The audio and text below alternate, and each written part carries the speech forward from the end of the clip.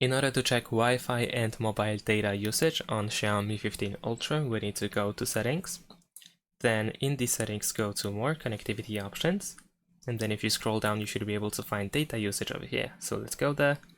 And first we will see the list of apps with how much data has been used. And this is for mobile data. We can know if it's mobile data by looking over here at the top. We can tap on this icon in the top right corner in order to switch between mobile data usage and Wi-Fi usage. So as you can see now, we have the list of different apps and how much Wi-Fi they have used. Besides that, we can tap on this text here, whether you have Wi-Fi or mobile data selected, it doesn't really matter. And as you can see, we can check the data usage from today, from yesterday, from last month, or from this month. And there we go.